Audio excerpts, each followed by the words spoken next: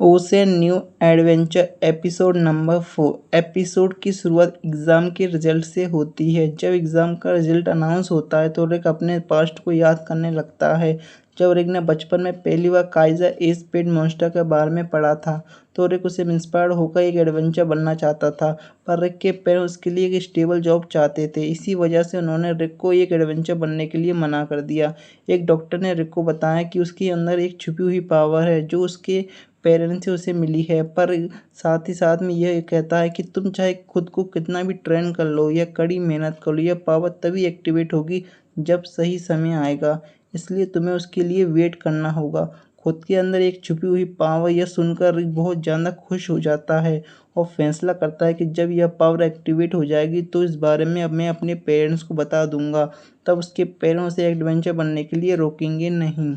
इसके बाद रिक अपने पावर एक्टिवेट होने का वेट करता रहता है और धीरे धीरे रिक बड़ा हो जाता है, पर अब तक रिक की पावर एक्टिवेट नहीं होती है। रिक के दोस्त उसे बिना पावर के ही एडवेंचर बनने के लिए कहते हैं, पर रिक उनकी बात नहीं सुनता। आखिर में रिक को टाइगर गिल्ड में रिसेप्शनिस्ट की जॉब मिल जाती है, जिसके बाद रिक अपनी जॉब को बिजी हो जाता है। रिक अभी भी कभी कभी अपने पावर को एक्टिवेट करने की कोशिश करता है, पर रिक की पावर कभी एक्टिवेट नहीं होती है। आखिरकार रिक अपनी हार मानकर अपने सपनों पर गिव अप कर देता है। फिर एक दिन रिक के पास एक एडवेंचर आता है जिसका नाम जायंट होता है। रिक जायंट को पहले से ही जानता है। जायंट रिक को अपना बी रैंक मेडल दिखाता है। मेडल को देख रिक हैरान सा हो जाता है। जायंट कहता है, अब मैं बी रैंक एडवेंचर बन चुका हूँ। अब मुझे दूसरे काम करने की ज़रूरत नहीं है। मुझे एडवेंचर के काम से ही अच्छे खासे पैसे मिलने लगेंगे। जायंट को देखकर रिक अपने बारे में सोचने लग जाता है। रिक को अपनी चॉइस पर रिग्रेट होता है और वह सोचता है कि 14 साल से मैं यह जॉब कर रहा हूँ, काश मैं भी जायंट की तरह एडवेंचर बन पाता। रिक यह सब सोच ही रहा होता है, तभी उसे किसी औरत की चीख सुनाई देती है। जब रिक वहां जाकर देखता है तो उसे वहां पर एक मिड रैंक के जायंट दानव दिखाई देते हैं। रिक कंफ्यूज हो जाता है कि आखिरकार ये दानव यहाँ पर कर क्या रहे हैं। रिक को वहां से एक लड़की जाती हुई दिखाई देती है। रिक उसे बचाने की कोशिश करता है, पर रिक खुद बहुत ज़्यादा डरा हुआ होता है। हम देखते हैं लड़की खुद से ही झटके में दानव को मार देती है। यह देखकर रिक बहुत ज़्यादा शॉक हो जाता है। तभी हमें पता चलता है यह लड़की कोई और नहीं बल्कि रिनेट होती है। इसी तरह रिक और रिनेट एक दूसरे को पहली बार मिलते हैं। आगे रिनेट को उसकी जान बचाने के लिए शुक्रिया करता है। रिक शुरुआत में रिनेट को एक बी रैंक एडवेंचर समझता है। जब रिनेट उसे बताती है कि वह एस रैंक एडवेंचर, यह सुनकर रिक की बहुत ज़्यादा फट जाती है। हमें पता चलता है कि एस रैंक एडवेंचर को सीधा गवर्नमेंट ऑर्डर देती है और इनकी कोई रजिस्ट्री नहीं होती है। गवर्नमेंट के अलावा एस रैंक एडवेंचर किसी और की नहीं सुनते हैं। रिक रेड से कहता है कि मेरा एक क्वेश्चन है, अगर आपसे पूछूं तो आप हंसोगे तो नहीं। इस पर रेड कहती है, मुझे हंसे हुए 9 साल हो चुके हैं। मैं आखिरी बार तब हंसी थी जब मैं 8 साल की थी। यह सुनकर रिक बहुत ज़्यादा हैरान हो जाता है। फिर रिक रेड से अपने सपने के बारे में बताता है कि वह एक एडवेंचर बनकर काइजर एस पिट को पकड़ना चाहता है। रिक आगे कहता है, मैं अब 30 साल का हो चुका हूँ, क्या मैं अभी भी एक एडवेंचर बन सकता हूँ? इस पर रेड कहती है, एडवेंचर बनने के लिए करेज होना बहुत ज़्यादा ज़रूरी है। अगर यह मैं देख चुकी हूँ कि तुम्हारे अंदर करेज तो है, पर तुम खुद एक गिल्ड रजिस्ट्रेशन हो तो तुम्हें पता ही होगा माना कैपेसिटी क्या होती है। इस उम्र में माना कैपेसिटी को बढ़ाना लगभग इम्पॉसिबल है। माना कैपेसिटी केवल तभी बढ़ती है जब आप एक यंग एज में ट्रेनिंग करना शुरू करते हो। एक एडवेंचर बनने के लिए माना कैपेसिटी का होना बहुत ज़्यादा ज़रूरी है, इसलिए मुझे नहीं लगता कि तुम अब के एडवेंचर बन सकते हो। रेनेट की बात सुनकर रिक का पूरा हौसला टूट जाता है, पर रिक रेनेट के सामने खुश दिखने का नाटक करता है और कहता है कि जब आप जैसा एस रैंक एडवेंचर कह रहा है तो मुझे यह सपना छोड़ देना चाहिए। हमें वाकई में रिक बहुत ही दुखी दिखाई देता है। रेनेट रिक से ऐसा बोलने के लिए माफ़ी मांगती है। रिक भी रेनेट को माफ़ कर देता है और बातों ही बातों में रेनेट रिक से डेट पर जाने के लिए पूछ लेता है। सरप्राइजिंग रेनेट भी हाँ कर देती है। अगले दिन रिक बहुत ही ज़्यादा अच्छे मूड में होता है क्योंकि वह रेनेट के साथ डेट पर जाने वाला होता है। रिक को इतना खुश देखकर जाइंट और अलीसा भी एकदम हैरान हो जाते हैं। शाम के समय जब डेट का टाइम होता है तब सिटी पर बहुत सारे मॉन्स्टर हमला कर देते हैं। रिक इधर उधर रेनेट को ढूंढ रहा होता है। हम देखते हैं कि रेनेट अकेले ही बहुत सारे मॉन्स्टर को पेल देती है। इसके बाद और मॉन्स्टर रेनेट की तरफ आ जाते हैं। रेनेट अपने छोटी छोटी ब्लेड निकालती है और पंजे की तरह उन्हें यूज़ करती है, जिससे सारे मॉन्स्टर टुकड़ों में कट जाते हैं। रेनेट की पावर देखकर रिक बहुत ज़्यादा इम्प्रेस हो जाता है। अचानक से रेनेट को कुछ अजीब सा महसूस होता है। रेनेट की एक अजीब माना एनर्जी में फील होती है, जैसे उसके आसपास कोई बड़ा सा ड्रैगन हो, जिससे रेनेट थोड़ा घबरा जाती है। तभी बड़ा सा भेड़िया आकर रेनेट पर हमला करता है, पर जायंट वहां पर आ जाता है और उस मॉन्स्टर को दूर भगा देता है। इसके बाद कुछ और एडवेंचर भी आकर मॉन्स्टर से लड़ने लग जाते हैं। जब रिक रेड को संभाल रहा होता है, बाकी के एडवेंचर पलंग झपकते ही मॉन्स्टर को खत्म कर देते हैं। पर रेड रिक से कहती है कि सबको यहाँ से चले जाना चाहिए, यहाँ आसपास में ही एक ड्रैगन है। रिक को रेड की बात पर भरोसा नहीं होता। रेड कहती है कि मेरे बचपन का एक ट्रॉमा है, जिसकी वजह से जब भी किसी ड्रैगन को अपने आसपास महसूस करती हूँ तो मेरी बॉडी माना के ऊपर उससे कंट्रोल खो देती है।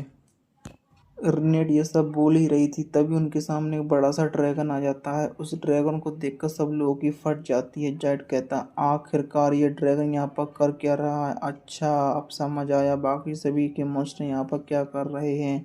वो सभी इस ड्रैगन से बचकर भाग रहे थे। जेड कहता है, ड्रैगन से लड़ने के लिए कम से कम मुझे ए रैंक का एडवेंचर की ज़रूरत है। पर वहाँ पर मौजूद एडवेंचर पैनिक होकर ड्रैगन पर हमला कर देता है, जिसे ड्रैगन गुस्से में आकर एक तेज दहाड़ मारता है, जिससे सभी लोग ज़मीन पर गिर जाते हैं। आगे सभी लोग वहाँ से भागने की कोशिश करते हैं, पर ड्रैगन अपने चारों तरफ एक बैरियर बना लेता है, जिससे सभी लोग वहीं पर कैद हो जाते हैं। जेड बैरियर को तोड़ने की कोशिश करता है, पर किसी से कुछ नहीं होता। आखिरकार रिक हिम्मत करके ड्रैगन के सामने खड़ा हो जाता है। रिक कहता है कि क्या हुआ अगर मैं एडवेंचर नहीं बन सकता? कम से कम एडवेंचर की मौत मर तो सकता हूँ। रिक ड्रैगन से बहुत ज़्यादा डरा हुआ होता है, पर वो हिम्मत करके ड्रैगन से लड़ने की सोचता है। इसके बाद रिक एक पत्थर उठाकर ड्रैगन के ऊपर फेंकता है। रिक को लड़ता हुआ देख बाकियों में भी हिम्मत आ जाती है और सभी लोग ड्रैगन पर हमला करने लगते हैं, पर ड्रैगन पर किसी के भी हमले का कोई असर नहीं होता। ड्रैगन सभी के ऊपर अपने मुंह से आँख फेंकता है। आँख से बचने के लिए जायंट अपनी पावर का यूज़ करता है, और जिससे सभी की बॉडी स्टील की बन जाती है। पर ड्रैगन की पावर इतनी ज़्यादा होती है, सभी लोग स्टील की बॉडी होने के बावजूद भी चोटिल हो जाते हैं। सबकी हालत बहुत ज़्यादा ख़राब हो जाती है। तभी रिक अपने ऊपर गिरे हुए पत्थरों को हटाकर ड्रैगन के सामने खड़ा हो जाता है, पर ड्रैगन रिक की कुचल देता है। सबको लगता है कि रिक मर चुका है, पर हम देखते हैं इसी समय रिक की पावर एक्टिवेट हो जाती है। रिक की चारों तरफ से और बन जाती है, जो ड्रैगन के हमलों से रिक को प्रोटेक्ट करता है। रिक को देखकर सभी लोग शॉक हो जाते हैं। रिक खुद भी अपनी पावर को एक्टिवेट होता हुआ देखकर बहुत ज़्यादा खुश और कॉन्फिडेंट हो जाता है। वो मन ही मन में कहता है, तुमने बहुत टाइम लगा दिया एक्टिवेट होने में मेरी जान, अब आएगा ना मज़ा। अब लेवल सबके निकलेंगे। इसके बाद रिक अपनी पावर का यूज़ करता है और ड्रैगन का सर उड़ा देता है, जिससे फाइनली ड्रैगन मर जाता है। रिक ने पहली बार अपनी पावर यूज़ की होती है, जिसकी वजह से रिक बेहोश हो जाता है और बाकी के लोग यह देखकर हैरान हो जाते हैं। अगले सीन में रिक को आंख बंद हॉस्पिटल में खुलती हैं। रिक की पूरी बॉडी पर पट्टियां बंधी होती हैं और उसके पास में रेनेट बैठी हुई होती है। हमें पता चलता है कि रिक एक हफ्ते से बेहोश होता है और रेनेट एक हफ्ते से रिक के जागने का वेट कर रही होती है। रिक के जागते ही रेनेट की अपनी पार्टी में वेलकम फीस्ट में इनवाइट करती है। यह सुनकर रिक एकदम शॉक हो जाता है।